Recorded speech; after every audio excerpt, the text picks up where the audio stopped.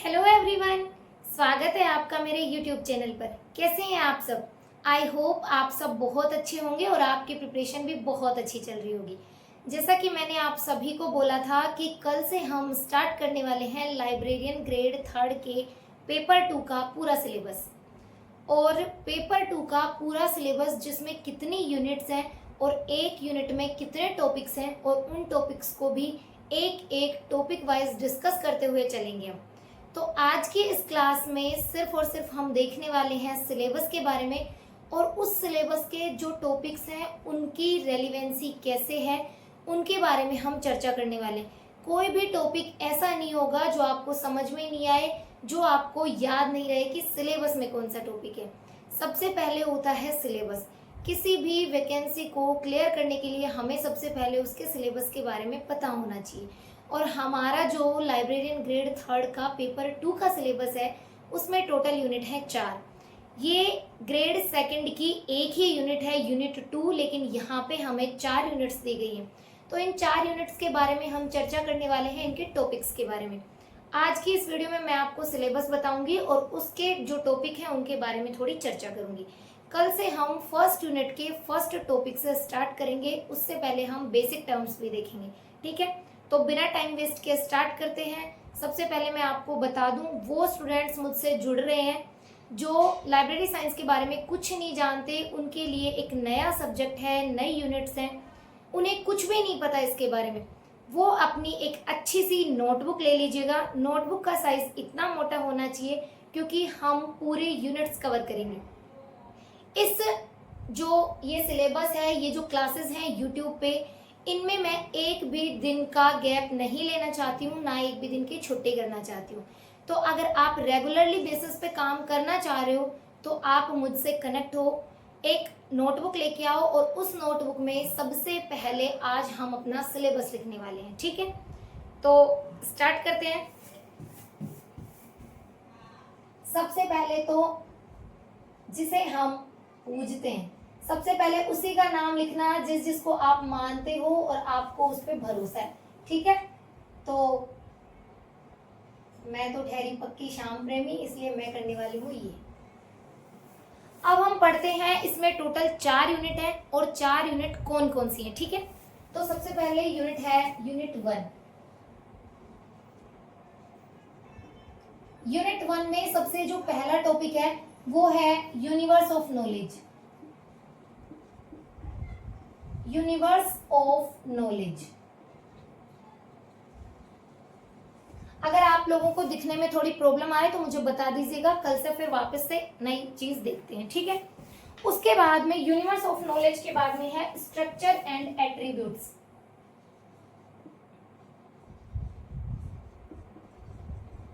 Structure and attributes.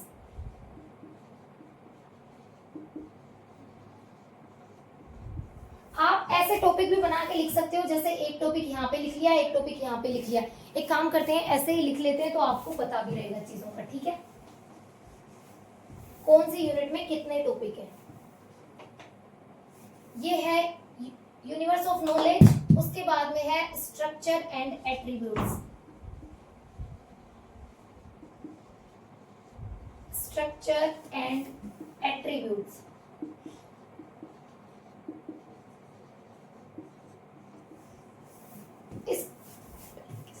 इसका जो तीसरा टॉपिक है वो तीसरा टॉपिक है modes of formation of subject. Modes of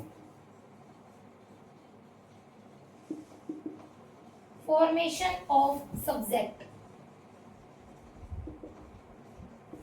next topic है different types of subject.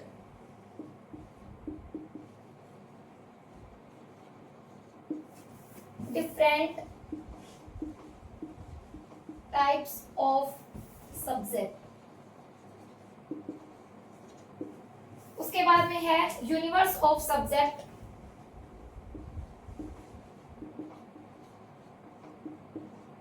Universe of subject as mapped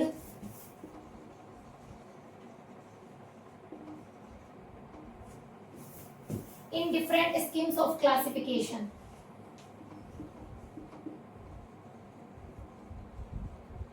different schemes of classification.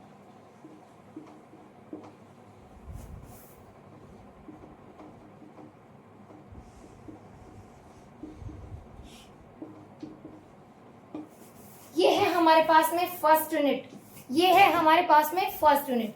अब इस फर्स्ट यूनिट में कौन कौन से टॉपिक हैं? तो फर्स्ट यूनिट में हमारे पास टॉपिक है 1 2 3 4 5, 5 टॉपिक्स, ठीक है। अब इन 5 टॉपिक्स में क्या क्या है? तो सबसे पहले देखो universe of knowledge, universe of knowledge की चर्चा करने वाले हैं हम सबसे पहले। तो यूनिवर्स का मतलब क्या होता है? यूनिवर्स का मतलब होता है ब्रह्मांड यानी कि जगत। यूनिवर्स का मतलब है कि पूरा का पूरा ब्रह्मांड, पूरा का पूरा जगत। अब ये बोल रहा है कि यूनिवर्स ऑफ नॉलेज, यूनिवर्स का मतलब होता है जगत और नॉलेज का मतलब होता है ज्ञान, यानी कि ज्ञान जगत। ज्ञान का मतलब हो गया जो भी चीजें हम ग्रहण करते हैं, कहाँ से ग्रहण करते हैं, कैसे ग्रहण करते हैं, यानी कि पूरा का पूरा ज्ञान हम किस टाइप से हमारे अंदर एक्वायर करते हैं, वो सारी चीजें पढ़नी है हमें इस यूनिट में, यूनिवर्स ऑफ नॉलेज। जैसे आपको एक बात बताती हूँ, यूनिवर्स ऑफ गेम्स हो सकता है, यूनिवर्स ऑफ फूड हो सकता है, कुछ भी हो सकता है, ठीक है। जैसे हम अभी बात करते हैं, अभी के जमाने में हम बात करते हैं मेटा यूनिवर्स। तो मेटावर्स या मेटा यूनिवर्स क्या है? अभी जो टेक्नोलॉजी हमारे पास है उसके बेसिस पे हमने एक ऐसी दुनिया खड़ी कर दी है जो कि पूरी तरीके से वर्चुअल है, काल्पनिक है, तो वो है मेटावर्स। ऐसे ही ये है यूनिवर्स ऑफ नॉलेज या फिर नॉलेज यूनिवर्स, यानी कि ज्ञान जगत। हम किस प्रकार से ज्ञान को ग्रहण करते हैं? जैसे कि 3 चीजें हमारे पास, 3H फॉर्मूला, और वो जो 3H फॉर्मूला है मैं यहाँ पे बताऊँ आपको, ये जो 3H फॉर्मूला है वो कैसे काम करता है? इस 3H में एक होता है हेड, एक होता है हैंड और एक होता है हार्ट। कोई भी चीज हम सीखते हैं तो सबसे पहले उसमें क्या काम में लेते हैं? हेड, यानी कि कोई भी चीज हमने देखी, हमने सीखी, अभी मैं आपको पढ़ा रही हूँ तो वो क्या कर रही हूँ? मैं वो पढ़ा रही हूँ, वो किसका यूज ले रही हूँ? अभी मिटाने में, लिखने में हैंड का, यानी कि हम हाथ से चीजें करके सीख सकते हैं। हेड का मतलब हो गया कि संज्ञानात्मक लेवल पे, यानी कि हमारा दिमाग किस लेवल पे काम करता है, अभी मैं आप लोगों को बता रही हूँ। यानी कि वो जो नॉलेज है वो मैंने एक्वायर कर रखा है, और जो नॉलेज एक्वायर कर रखा है इसका मतलब वो मेरे हेड में है, और हेड में है यानी कि हेड से चीजें कर सकती हूँ, मैं आपको समझा सकती हूँ, हाथ से मैं लिख सकती हूँ, मिटा सकती हूँ, यानी कि हैंड हो गया। एक है हर्ट, और हर्ट का मतलब होता है कि चीजें हम भावनात्मक रूप पे सीखते हैं, जैसे कि हमारे रिश्ते नाते, वो बहुत ज्यादा इंपॉर्टेंट है। जैसे कि अभी कल रक्षाबंधन है, आप सभी को पता है, तो हम सबसे ज्यादा रक्षाबंधन पे क्या करेंगे? पूरे दिन भर भाई भाई, यानी कि हम अपने भाई से कितना प्रेम करते हैं, उनसे हम कैसे चीजें सीखते हैं, हार्ट लेवल पे हम कैसे काम करते हैं, वो है हार्ट, ठीक है। तो इसमें बात करेंगे यूनिवर्स ऑफ नॉलेज में पूरा ज्ञान जगत, हम कैसे कैसे क्या क्या चीज सीखने वाले हैं। उसके बाद में है स्ट्रक्चर एंड एट्रीब्यूट्स। ये जो टॉपिक्स हैं ये लाइब्रेरी साइंस के फील्ड में कैसे काम करेंगे मैं आपको वो भी बताऊंगी जब हम इस टॉपिक को, फर्स्ट टॉपिक को लेंगे, वो भी कल की क्लास में। स्ट्रक्चर एंड एट्रीब्यूट्स, स्ट्रक्चर का मतलब होता है संरचना और एट्रीब्यूट्स का मतलब होता है विशेषताएं या गुण। स्ट्रक्चर यानी कि संरचना, ये जो पूरा ज्ञान जगत है उसकी संरचना किस प्रकार है, उसे हमने किस प्रकार विभाजित किया है। कोई भी ज्ञान है, अभी मैं आपको ये वाली सारी चीजें सिखा रही हूँ तो मैं उसको भी एक प्रॉपर मैनर में सिखा रही हूँ ना, यानी कि स्ट्रक्चर मैंने इस टाइप की बनाई हुई है, ठीक है। तो वो होती है संरचना। और एट्रीब्यूट्स का मतलब होता है गुण, विशेषताएं या फिर जो तत्व जिनसे मिलके वो चीज बनी है। नॉलेज यूनिवर्स कैसे बना है, पूरे ब्रह्मांड का ज्ञान कैसे कैसे बना है। जैसे अभी मैं आपको बताऊं, ये मेरे पास क्या है? मार्कर। अब ये जो मार्कर है वो कैसे कैसे बना है? इसमें प्लास्टिक यूज किया गया है, इसमें रिफिल यूज की गई है, इसमें इंक यूज की गई है, यानी कि इसके तत्व। ऐसे ही हम बात करेंगे गुण, एट्रीब्यूट का मतलब होता है गुण या विशेषताएं या फिर तत्व, ठीक है। अब अगली जो टॉपिक है अगला, वो है modes of formation of subject. Modes का मतलब होता है तरीके, फॉर्मेशन का मतलब होता है निर्माण करना, और सब्जेक्ट का मतलब हो गया विषय, यानी कि विषय निर्माण के तरीके क्या क्या हो सकते हैं। अभी हमारे पास जो सब्जेक्ट हम पढ़ रहे हैं वो है लाइब्रेरी साइंस। लाइब्रेरी साइंस कैसे कैसे बना था, लाइब्रेरी साइंस के फील्ड में कैसे कैसे काम किए गए थे। जैसे कि father of library science in India कौन है? रंगनाथन जी, SR रंगनाथन। तो उन्होंने कैसे स्टार्ट किया था इस सब्जेक्ट को? वो थी मोड्स ऑफ फॉर्मेशन, यानी कि सब्जेक्ट को निर्माण करने की विधियां। मैं आपको एक बात बताऊं, जैसे कि अभी एक सिंपल सा क्वेश्चन ले लो, कल रक्षाबंधन है तो उसी पे बात करते हैं हम कल बांध के फिरने वाले हैं राखियां, बहुत सारी सबके हाथों पे दिखेंगी। अब उस राखी को कैसे कैसे बनाया गया है, क्या क्या उसमें यूज किया गया है, जैसे कि बहुत सारे हीरे मोती लगाए गए हैं उसमें बहुत सारी जो धागे हैं उनका प्रयोग किया गया है, यानी कि कैसे उनको बनाया गया है। मोड्स का मतलब तरीके, कैसे बनाया गया है, और फॉर्मेशन मतलब कि निर्माण, उसका निर्माण कैसे किया गया है, उनकी विधियों के बारे में पढ़ने वाले हैं हम। और यहाँ पढ़ने वाले हैं सब्जेक्ट फॉर्मेशन, यानी कि जो लाइब्रेरी साइंस है उसको कैसे बनाया जा सकता है। दो सब्जेक्ट को तोड़ा जा सकता है, दो सब्जेक्ट को जोड़ा जा सकता है, फ्यूजन, फीजन, ये सब हम आगे पढ़ने वाले हैं, ठीक है। जैसे कि हो गया क्लस्टर, सब्जेक्ट बंडल, ये सब आगे पढ़ेंगे। उसके बाद में अगला टॉपिक है different types of subject. Different का मतलब विभिन्न, टाइप्स का मतलब तरीके, ऑफ सब्जेक्ट का मतलब विषय। एक विषय के विभिन्न विभिन्न प्रकार के तरीके हो सकते हैं, ठीक है। जैसे लाइब्रेरी साइंस है तो लाइब्रेरी साइंस में जो सब्जेक्ट है उसको कितने विषयों में बांटा गया है, जैसे कि बेसिक सब्जेक्ट, कॉमन सब्जेक्ट, और उसके बाद में आप मान के चलो बहुत सारे अलग अलग तरीके हैं इसके, ठीक है। तो ये हो जाएगा हमारे पास में डिफरेंट टाइप्स ऑफ सब्जेक्ट। उसके बाद में है universe of subject as mapped in different schemes of classification, ठीक है। तो ये हमारे पास में क्या हो जाएगा, यूनिवर्स ऑफ सब्जेक्ट को, यूनिवर्स ऑफ सब्जेक्ट यानी कि जो यूनिवर्स यानी कि जगत, और सब्जेक्ट यानी कि विषय, विषय जगत यानी कि library science as mapped, mapped का मतलब होता है चिन्हित करना या फिर उसको उस जगह पे अरेंज करना, इन डिफरेंट स्कीम्स, डिफरेंट का मतलब विभिन्न, स्कीम का मतलब हो गया कि बहुत सारे तरीके, स्कीम्स का मतलब हो गया तरीके, ऑफ क्लासिफिकेशन यानी कि जो सब्जेक्ट यूनिवर्स है, विषय जगत है हमारे पास में, उसको कितनी अलग अलग स्कीम्स में मैप किया गया है क्लासिफिकेशन की। क्लासिफिकेशन का मतलब होता है वर्गीकरण, और वर्गीकरण की जो पद्धतियां हैं, स्कीम्स का मतलब हो गया पद्धतियां। हम वर्गीकरण की बेसिक पद्धतियां कौन कौन सी पढ़ते हैं, CC, DDC, CCC, ये सारी चीजें तो हम पढ़ने वाले हैं इसमें, यहाँ पे ये वाली सारी चीजें, ठीक है। तो आप सभी ने ये वाला तो लिख लिया होगा और बहुत अच्छे से समझ में भी आ गया होगा। अब हम चलते हैं आगे की यूनिट में, यानी कि सेकंड यूनिट।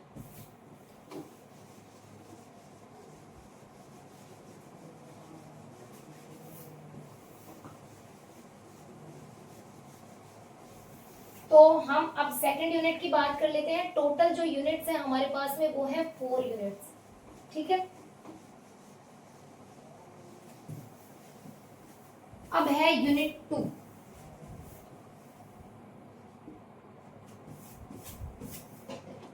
और जो यूनिट 2 है हमारे पास में वो है कैटलॉग वाली। पहले यूनिट 2 ही लिखेंगे, लिखने में हम सेम ऐसे ही लिखेंगे, लेकिन पढ़ने में पहले यूनिट 1 पढ़ेंगे, फिर थर्ड पढ़ेंगे, फिर फोर्थ पढ़ेंगे, ठीक है। तो सेकंड जो यूनिट है वो है bibliographic description. Bibliographic description,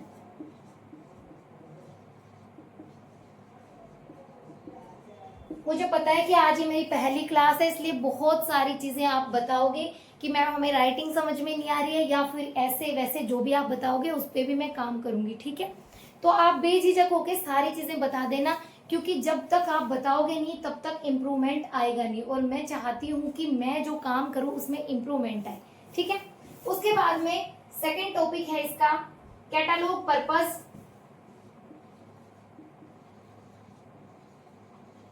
catalogue purpose, structure and types,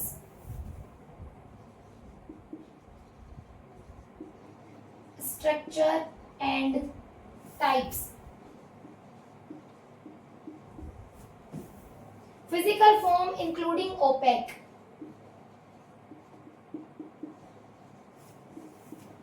physical form including OPEC,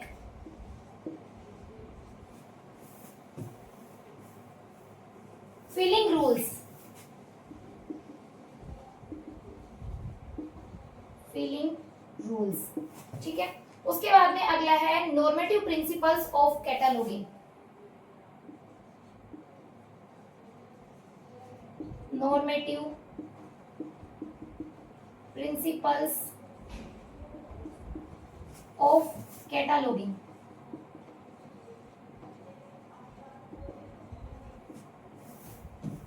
Overview of principles of practice.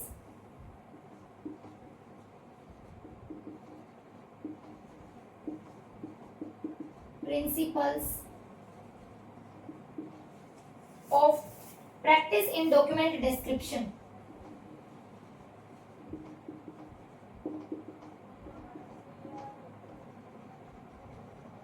Document description.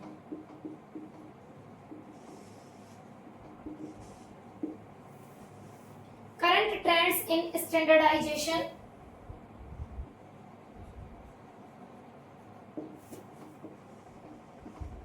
Current trends in standardization.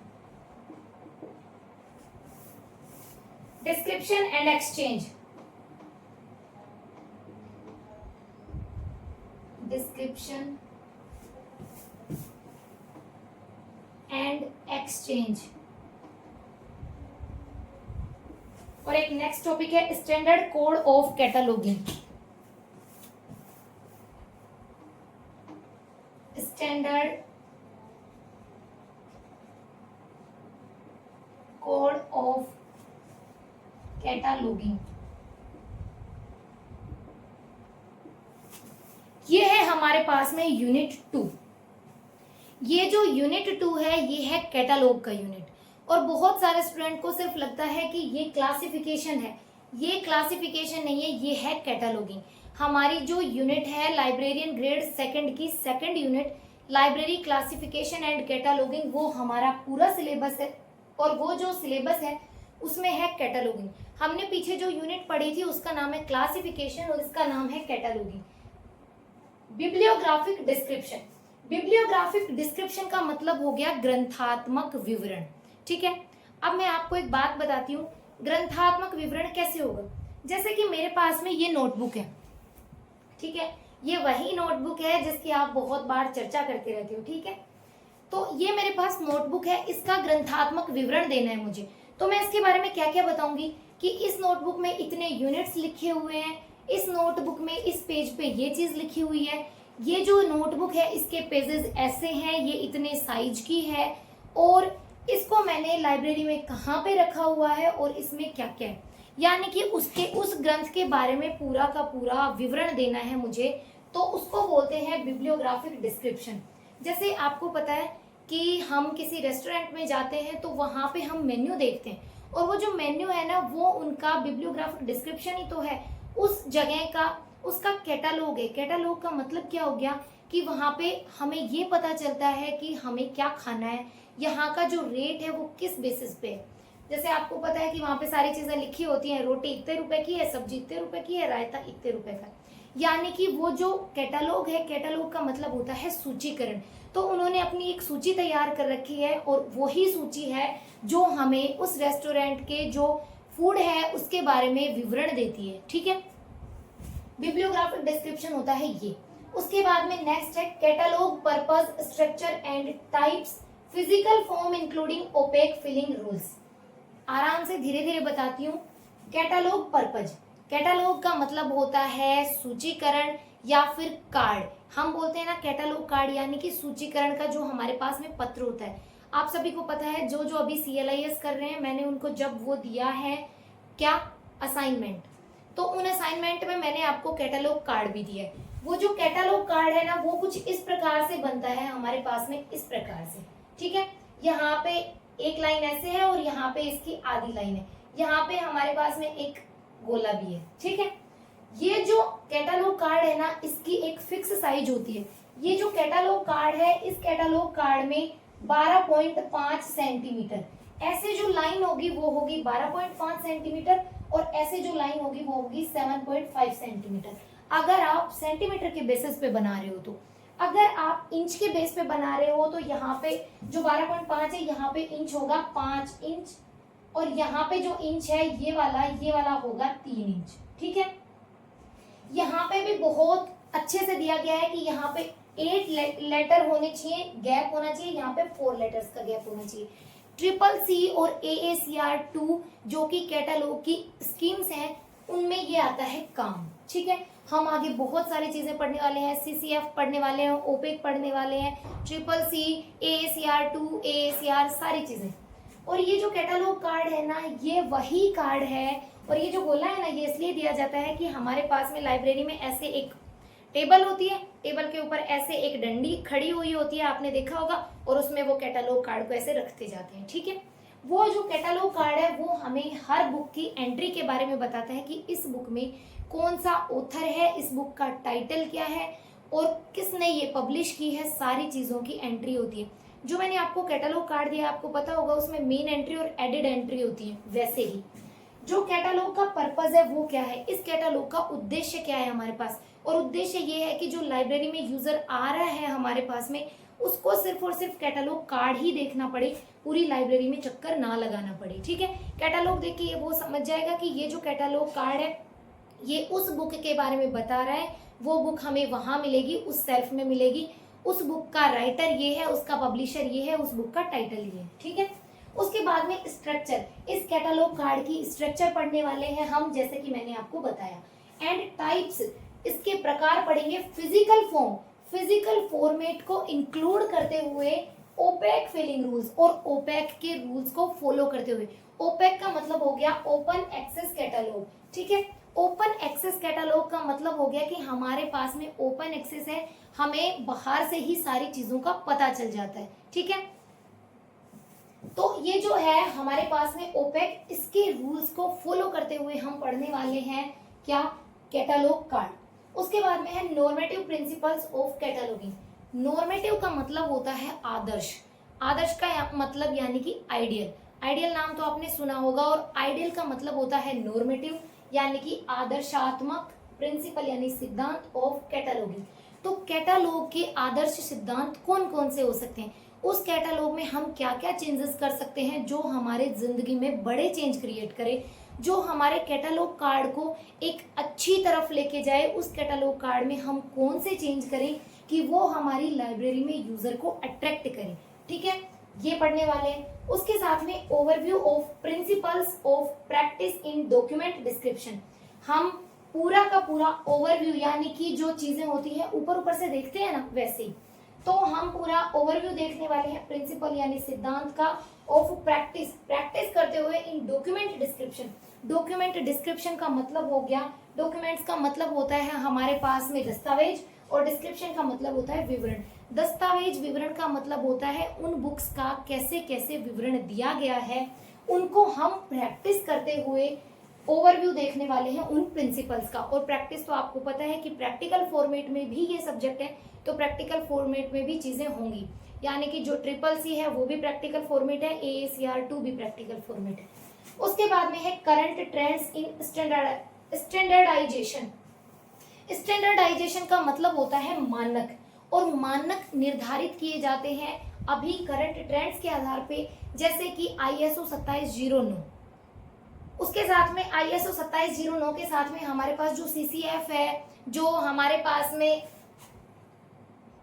ISO 2709, उसके साथ में बहुत सारे ISO के रूल्स हैं, वो सारी चीजें पढ़ने वाले हैं हम करंट ट्रेंड्स में। और स्टैंडर्ड का मतलब हो गया लाइब्रेरी में भी एक मानक सेट किया जाता है, उस मानक के आधार पर हम कैटालॉगिंग का पूरा प्रोसेस देखते हैं।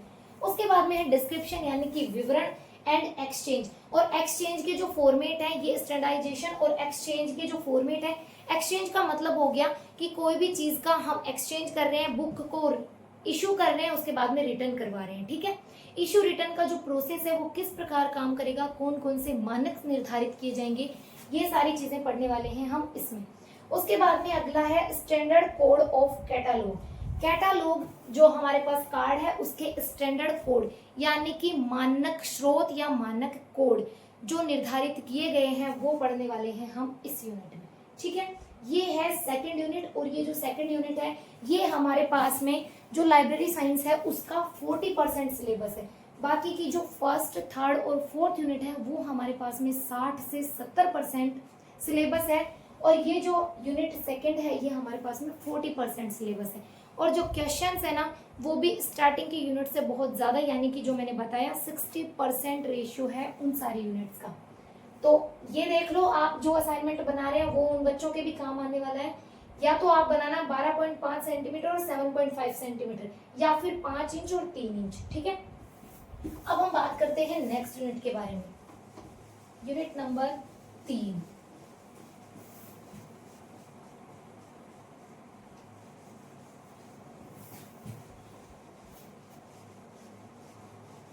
ये बहुत ज्यादा भारी भरकम विषय नहीं है, लेकिन ये इंटरेस्टिंग सब्जेक्ट है और इंटरेस्ट के बेस पे काम करेगा ये सब्जेक्ट।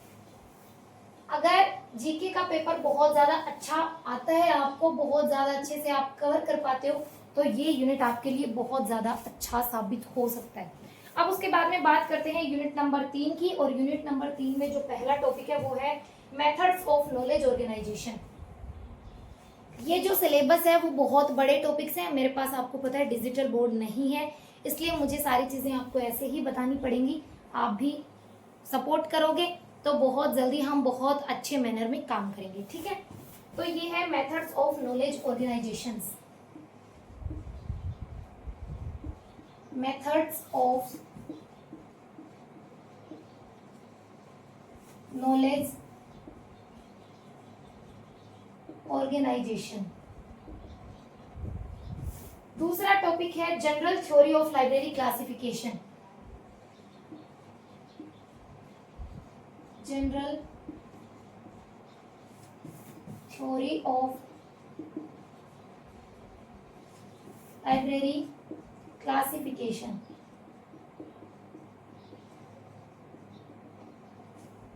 उसके बाद में है normative principles of classification and their applications. Normative principle of classification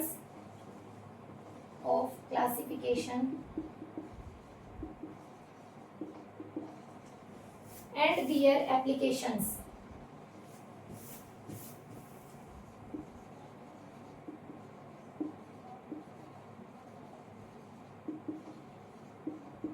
applications. उसके बाद में है species of library classification. Species of library classification. भाई ये एफ है, और ये एफ आपको ऑलमोस्ट ऐसा ही दिखेगा। उसके बाद में है standard scheme of classification.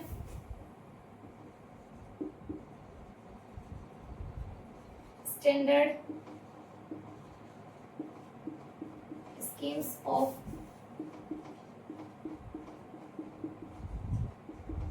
Classification and their features.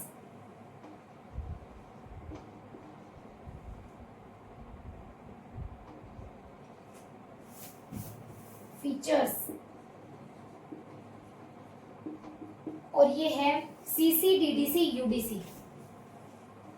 CCDDC UDC। उसके बाद में है notation, need, function and characteristics.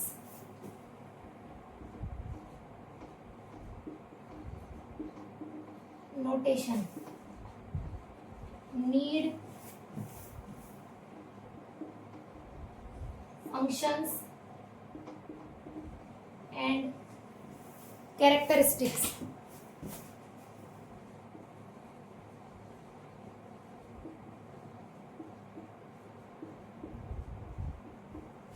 ये जो यूनिट है वो और भी है, लेकिन अभी इतना ही देखते हैं। यूनिट थर्ड है methods of knowledge organisation. Method का मतलब होता है तरीके, ऑफ नॉलेज यानी कि ज्ञान, और ऑर्गेनाइजेशन का मतलब होता है संगठन। संगठन यानी कि हमने इस ज्ञान का संगठन कैसे बनाया है, उसके तरीके। अभी जो मैं आपके साथ ये सारी चीजें साझा कर रही हूँ वो भी क्या है, ज्ञान। ठीक है, लाइब्रेरी साइंस भी एक विषय है, वो किसके अंतर्गत आता है, ज्ञान जगत के अंतर्गत। तो हम जो ज्ञान है उसका संगठन किस प्रकार बना रहे हैं, उसको एक अच्छे मैनर में, यानी कि आप ऐसे मान के चलो उसको एक बहुत सीरियल वाइज जमाना, आप ऐसे मान लो कि सीरियल वाइज जमाना, यानी कि एक प्रॉपर मैनर में नॉलेज को एक प्रॉपर मैनर में किस प्रकार अरेंज कर रहे हैं, वो है उसका तरीका, और उसके बारे में पढ़ने वाले हम। जैसे अभी मैं आपको बता रही हूँ इस यूनिट के बारे में, तो इस यूनिट के बारे में जो ज्ञान है उसको हम एक प्रॉपर मैनर में कैसे सेट कर रहे हैं, इस प्रकार से कि ये हमारे एक टॉपिक हो गया, 2 3 4 5 6, तो उसी प्रकार से हमको नॉलेज का ऑर्गेनाइजेशन है, उसके मेथड्स पढ़ने। अब है general theory of library classification. General का मतलब हो गया सामान्य, थ्योरी का मतलब हो गया सिद्धांत, ऑफ लाइब्रेरी, लाइब्रेरी का मतलब पुस्तकालय, और क्लासिफिकेशन का मतलब वर्गीकरण। क्लासिफिकेशन का मतलब होता है वर्गीकरण, और वर्गीकरण वो पद्धति है जिसमें हम लाइब्रेरी में बुक्स को सेल्फ में कैसे रखेंगे, कैसे उनको अरेंज करेंगे, इसके बारे में पूरा डेटा पढ़ने वाले हैं। और जो लाइब्रेरी क्लासिफिकेशन है उसकी जनरल थ्योरीज के बारे में पढ़ेंगे कि किस किस ने कौन कौन सी थ्योरी दी थी। जैसे कि जेडी ब्राउन ने सब्जेक्ट क्लासिफिकेशन दिया था, सीसी किसने दी थी, रंगनाथन जी ने दी थी, डीडीसी किसने दी थी, मेलविल डेवी ने। तो ये सारी जो बातें हैं वो पढ़ने वाले हैं हम जनरल थ्योरी के बारे में। ठीक है, उसके बाद में है normative principles of classification and their applications. Normative का मतलब क्या होता है, आदर्श, मैंने पीछे भी बताया है। प्रिंसिपल का मतलब सिद्धांत, ऑफ क्लासिफिकेशन यानी कि वर्गीकरण के नॉर्मेटिव प्रिंसिपल, और दियर एप्लीकेशंस, एप्लीकेशंस का मतलब होता है उपयोग। क्लासिफिकेशन के नॉर्मेटिव प्रिंसिपल और उसके उपयोग पढ़ेंगे। जैसे कि मैं आपको एक बात बताऊं कि मेरी रोज सुबह उठने की आदत है, जैसे मान के चलिएगा 6 बजे। अब मैंने ऐसे सोचा कि एक काम करूंगी, कल से तो मैं 5:30 बजे उठूंगी। ठीक है, और 5:30 बजे उठ के और मैंने पूरा टाइम वो जो 10 15 20 मिनट मैंने ऐसे ही वेस्ट कर दिए, उसके बाद में वही टाइम हो गया 6 बजे। तो वो बहुत ज़्यादा बड़े चेंज क्रिएट नहीं कर रहा मेरे जीवन में। लेकिन आप ऐसे सोचो कि मैंने ऐसे सोचा कि मैं 6 बजे उठती हूँ, अब से मैं 4 बजे उठूंगी, और 4 बजे उठ के और उसके बाद में मैं एक्सरसाइज करूंगी, अपने सब्जेक्ट को पढ़ूंगी और अपनी सब्जेक्ट को इतना स्ट्रॉन्ग करूंगी कि चाहे उसमें से मुझे कोई कुछ भी पूछ ले, मुझे सब कुछ आए। तो ये जो बात है ना, ये जो उठने वाला रूल है 6 बजे से 4 बजे आना, वो है नॉर्मेटिव प्रिंसिपल। वो मेरी जिंदगी में एक बहुत बड़ा चेंज क्रिएट करेगा आने वाले कुछ समय के बाद।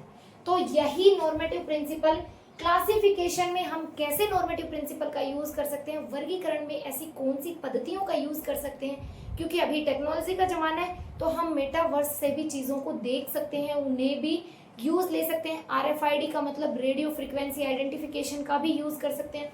तो वो जो सारी चीजें हैं ना, तो उनको क्लासिफिकेशन में कैसे यूज करेंगे और उनके उपयोग क्या होने वाले हैं, ये पढ़ेंगे। स्पीसीज का मतलब हो गया जातियां, species of library classification, library classification की विभिन्न जातियां, इनके बारे में पढ़ने वाले हैं हम। स्पीसीज, और ये जो स्पीसीज है ना, ये स्कीम्स के अंतर्गत ही आ जाती हैं, जैसे कि CCA, DDC, UDC, उसके साथ में बहुत सारे हमारे पास क्लासिफिकेशन के स्कीम्स हैं, जैसे सब्जेक्ट क्लासिफिकेशन हो गया, BS हो गया, ब्रॉड सिस्टम ऑर्डरिंग, और भी बहुत सारे। उसके बाद में है standard schemes of classification and their features. Standard का मतलब हो गया मानक पद्धतियां ऑफ क्लासिफिकेशन, वर्गीकरण की मानक पद्धतियां और उनके फीचर्स, यानी कि उनमें जो गुण है वो। मानक पद्धतियां वही होती हैं जिनका हम अभी लाइब्रेरी क्लासिफिकेशन में यूज कर रहे हैं। ये जो स्पीसीज हैं, जैसे कि अभी मान के चलो हम अभी काम कर रहे हैं इस सब्जेक्ट पे, बहुत अच्छे से काम करने वाले हैं, और आगे जाके हमने कोई स्कीम बना दी, लेकिन वो स्कीम है वो हमारे तक सीमित है या फिर हमारी लाइब्रेरी तक सीमित है, तो वो स्टैंडर्ड स्कीम नहीं बन पाई। लेकिन जो ऐसा रंगनाथन जी ने, मेलविल डेवी ने, हेनरिला फोंटेन ने, इन्होंने जो पद्धतियां यूज की हैं वो है स्टैंडर्ड स्कीम। उनका यूज हम हमारी लाइब्रेरी में करते हैं। इंडिया की ऑलमोस्ट लाइब्रेरीज में CC का यूज होता है, DDC का भी यूज होता है। तो हम मानक पद्धतियां पढ़ने वाले हैं CC, DDC और UDC। CC का मतलब है कोलन क्लासिफिकेशन, जो बहुत इंपॉर्टेंट है। DDC का मतलब है डेवी डेसिमल क्लासिफिकेशन, ये लेके आए थे रंगनाथन जी, ये लेके आए थे मेलविल डेवी। यूडीसी का मतलब है यूनिवर्सल डेसिमल क्लासिफिकेशन, और यूनिवर्सल डेसिमल क्लासिफिकेशन को लेके आए थे Paul Otlet and Henri La Fontaine. सबसे पहले आई थी डीडीसी 1876 में, यानी कि 1876 में। सीसी आई थी 1933 में, और इसके बाद में डीडीसी को आधार बनाकर एक स्कीम आई 1905 में, जो थी यूडीसी। ठीक है, उसके बाद में है notation, need, functions and characteristics. Notation का मतलब होता है अंकन। अंकन का मतलब होता है किसी भी चीज को शॉर्ट फॉर्म में लिखना। जैसे कि अभी मैं आपको बताऊं कि आप सिर्फ ऐसे मान के चलिएगा कि मेरा नेम है दीपिका यादव। ठीक है, दीपिका यादव, मैंने अपने नेम को एक शॉर्ट फॉर्मेट में दे दिया ऐसे कि मैं अपना नेम लिखती हूँ सिर्फ DY, तो ये हो गया अंकन। अंकन का मतलब होता है किसी भी बड़े विषय को एक शॉर्ट फॉर्म में देना, उसको नाम देना। ठीक है, ये हो गया अंकन। जैसे कि मैं आपको एक विषय के बारे में बताऊं, लाइब्रेरी साइंस में हम इसका यूज कैसे करते हैं। जैसे कि आप यही मान लीजिएगा, हमारे पास एक विषय है और वो विषय है लाइब्रेरी साइंस। लाइब्रेरी साइंस जिसको हम अभी पढ़ रहे हैं, इस लाइब्रेरी साइंस को सीसी की जो पद्धति है उस सीसी में इसको नंबर दिया गया है, और उसका नंबर है 2। यानी कि जब भी हम पढ़ने वाले हैं और मैं कहीं पे 2 लिखूंगी ना, तो आपके माइंड में आएगा कि शायद लाइब्रेरी साइंस के बारे में बात हो रही है। यानी कि ये जो 2 है ना, ये है इस लाइब्रेरी साइंस का नोटेशन, वो भी किसमें, सीसी के फॉर्मेट में। ठीक है, तो ये होता है अंकन, किसी भी बड़े विषय को शॉर्ट फॉर्म में लिख देना। उसके बाद में नीड क्या है इस अंकन की, तो नीड का मतलब होता है आवश्यकता। आवश्यकता क्यों पड़ी हमें अंकन की, तो आवश्यकता इसलिए पड़ी क्योंकि एक तो मैं लाइब्रेरी साइंस लिखती हूँ, इतना बड़ा नेम एक सिर्फ 2 लिख दिया, यानी कि जगह की भी तो कमी है, जगह की बचत हो गई ना। एक तो जगह की बचत, ऊपर से समय की बचत, ऊपर से सामने वाले जो समझने वाला है उसको इतना बड़ा नेम पढ़ना भी नहीं पड़ेगा, तो इसलिए हमें पड़ी नीड। इसके फंक्शंस क्या क्या है, यानी कि इसके जो कार्य है वो कैसे करेगा ये, तो ये बहुत अलग अलग तरीके से कार्य करेगा। नोटेशन जो हमारा समय बचाएगा, हमारे पास में जगह को बचाएगा, और भी बहुत अलग तरीके से पढ़ने वाले हैं हम नोटेशन को। उसके बाद में इसके कैरेक्टरिस्टिक्स, कैरेक्टरिस्टिक्स का मतलब क्या हो गया, इसके गुण क्या क्या हैं, अंकन के गुण क्या होते हैं। तो अंकन के गुण ऐसे होते हैं कि ये जो है वो रिलायबल होना चाहिए, यानी कि इसमें कॉम्प्लेक्सिटी नहीं होनी चाहिए, बहुत ज्यादा जटिल अंकन नहीं। अब जैसे कोई नाम है लाइब्रेरी साइंस, अब मैंने उसका अंकन इतना खतरनाक लेवल का कर दिया कि आपको समझ में ही नहीं आ रहा, ना तो आपको लाइब्रेरी साइंस समझ में आ रहा है, ना आपको, जैसे लाइब्रेरी साइंस को मैंने ऐसे ऐसे ऐसे ऐसे कुछ भी करके लिख दिया, आपको लैंग्वेज कोई समझ ही नहीं पा रहा है। तो उसकी विशेषताएं क्या क्या है, तो वो सारी पढ़ने वाले हैं हम इस यूनिट में। ठीक है, अब इसके आगे भी टॉपिक्स हैं, तो उनका वापस से देख लेते हैं। यूनिट 3 के ही वो टॉपिक है, जगह की थोड़ी शॉर्टेज है इसलिए अब लिखेंगे।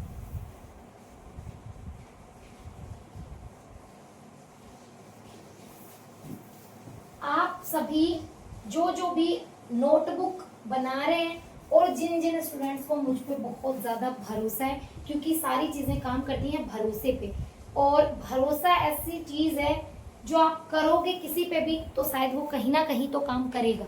तो जिन जिनको भी भरोसा है ना, वो अपनी नोटबुक बना लेना और वीडियो को रोक रोक के आप लिख लेना। जब मैं सारी चीज़ें बता रही हूँ, समझा रही हूँ, तो उस टाइम पे आप लिखने मत बैठना, ताकि चीज़ें समझ में आए आपके, समझाने के बाद में लिखना। ठीक है, उसके बाद में अगला टॉपिक है design and development of schemes. Design and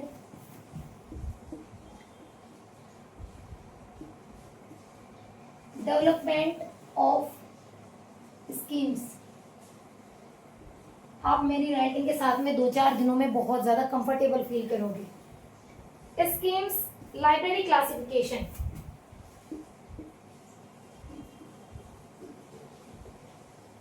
library classification.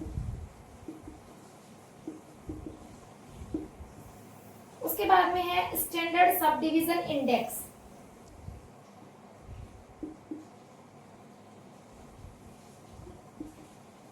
Standard sub division index.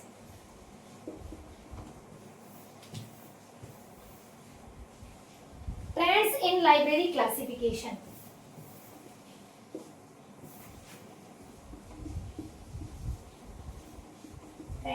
In library classification.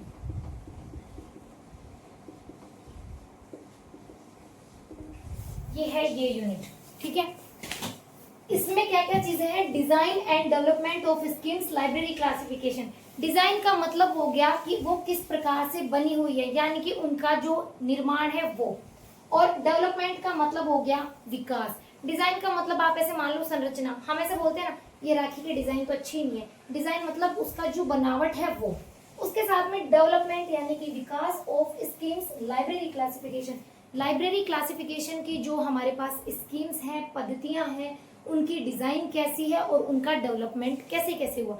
जैसे कि मैंने आपको बताया कि 1933 में आई थी सीसी, उसके बाद में उसके बहुत सारे एडिशन आते गए। 1933 के बाद में 1939, 50, 52 ऐसे करके उसके एडिशन आए। ऐसे ही डीडीसी 1876 में आई थी, फिर 1911, 13, 19 ऐसे बहुत सारे उसके एडिशन आते गए। और अभी सीसी के 7 एडिशन आ चुके हैं और डीडीसी के 23 एडिशन आ चुके हैं। ऐसे ही यूडीसी के, तो हमें ये सारी चीजें पढ़नी है। Standard sub division index. Standard का मतलब होता है मानक और सब डिवीजन का मतलब हो गया उप विभाजन। डिवीजन का मतलब विभाजन और सब का मतलब उप विभाजन। इंडेक्स, इंडेक्स आप सभी को पता है इंडेक्स क्या होता है। ये नोटबुक है मेरे पास में और इस नोटबुक में सबसे पहले हम फर्स्ट पेज पे क्या लिखते हैं? इंडेक्स।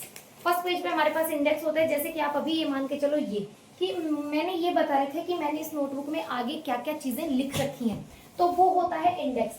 अब इंडेक्स में भी मानक उप विभाजन। देखो, एक होता है किसी विषय को तोड़ना, जिसको बोलते हैं विभाजन, और एक होता है उप विभाजन। मैं आपको एक एग्जांपल के थ्रू समझाऊं। ये है मेरे पास में साइंस।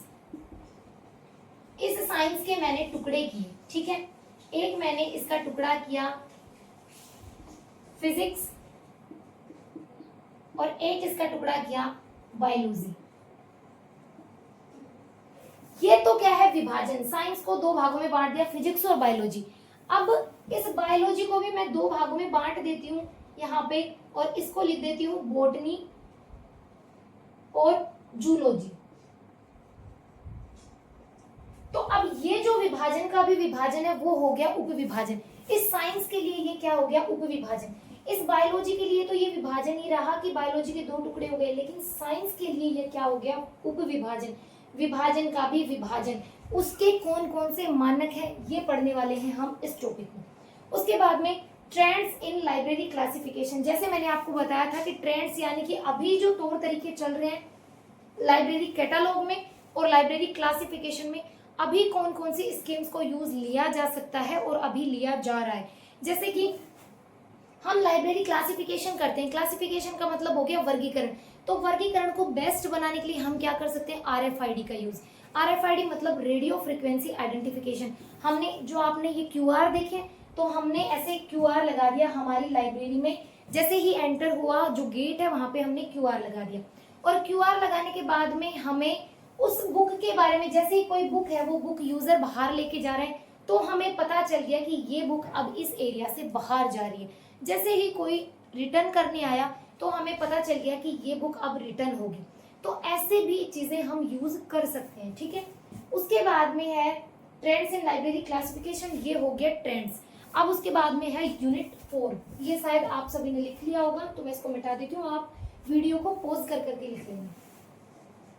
अब है unit 4।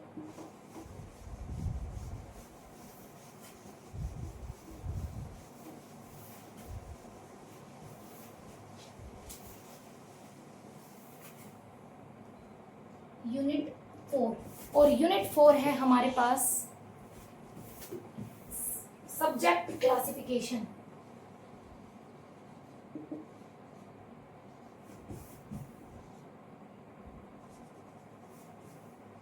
Subject classification.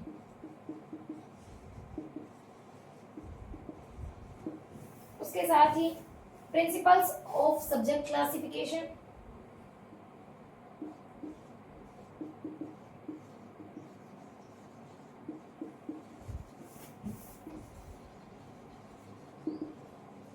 Subject classification,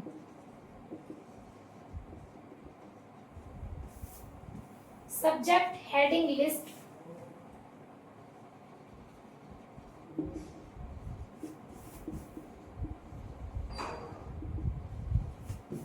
subject heading lists and their features.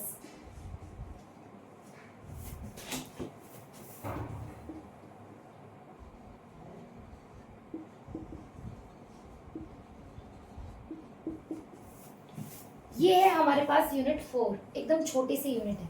Subject classification, जैसे क्लासिफिकेशन की स्कीम्स हैं सीसी, डीडीसी, यूडीसी, बीएसओ, ये सारी, वैसे ही एक जो स्कीम है वो है सब्जेक्ट क्लासिफिकेशन। और ये जो सब्जेक्ट क्लासिफिकेशन है इसको लेके आए थे जेडी ब्राउन 1906 में, और इसमें काम करती है वन प्लेस थ्योरी।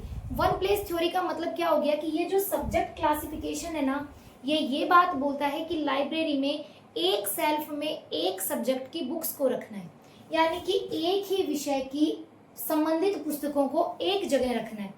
जैसे मेरे पास ये लाइब्रेरी है मेरी, और इस लाइब्रेरी में मैंने बहुत सारे सेल्फ्स बना रखे हैं ऐसे करके। तो ये बोलता है कि ये जो सेल्फ है ना, इसमें मैं बायोलॉजी की बुक्स रखूं। अब ऐसा नहीं है कि एक बायोलॉजी की बुक यहाँ मिलेगी, एक बुक यहाँ मिलेगी, नहीं। ये सब्जेक्ट क्लासिफिकेशन ये बोलता है, सब्जेक्ट का मतलब विषय और क्लासिफिकेशन यानी वर्गीकरण, विषय वर्गीकरण। और विषय वर्गीकरण बोलता है कि एक ही विषय से संबंधित बुक्स को एक जगह पे रखो, यानी कि वन प्लेस थ्योरी। क्वेश्चन ऐसे आएगा, वन प्लेस थ्योरी को इंट्रोड्यूस किसने किया? तो जेडी ब्राउन ने। सब्जेक्ट क्लासिफिकेशन किसने दिया? जेडी ब्राउन ने। कब दिया? 1906 में। इसके कितने एडिशंस आए, ये सारी चीजें पढ़ने वाले हैं हम इसमें। Principles of subject classification, subject classification के कौन कौन से सिद्धांत हैं, कितने एडिशन हैं, ये पढ़ेंगे यहाँ पे। Subject heading list, subject heading का मतलब हो गया कि कोई भी हमारे पास में सब्जेक्ट है, विषय है, जैसे लाइब्रेरी साइंस। लाइब्रेरी साइंस में कोई मैंने एक टॉपिक ले लिया और टॉपिक है मेरे पास में क्लासिफिकेशन के तरीके। अब जो क्लासिफिकेशन के तरीके हैं, मेथड्स ऑफ क्लासिफिकेशन, ठीक है, वो जो टॉपिक है, हेडिंग है, उस हेडिंग को हम किस प्रकार लिख सकते हैं। जैसे कि ये जो हेडिंग है, अभी मैंने यहाँ पे लिखा है, ये आप मान के चलो ये वाला हेडिंग है मेरे पास, तो मैंने क्या किया, इसको बोल्ड कर दिया, इसको डबल ऐसे करके लिख दिया। तो कितने बोल्ड लेटर्स करने हैं, कैसे उस हेडिंग को तैयार करना है, ये बात बोलती है सब्जेक्ट हेडिंग की list. Subject heading list and their features, और उनके जो फीचर हैं, उनके उपयोग हैं, उनके जो गुण हैं वो हैं क्या क्या। ये है हमारे पास में यूनिट 4। टोटल है 4 यूनिट। आई होप आप सभी को ये यूनिट्स का जो सिलेबस है वो बहुत अच्छे से समझ में आया होगा।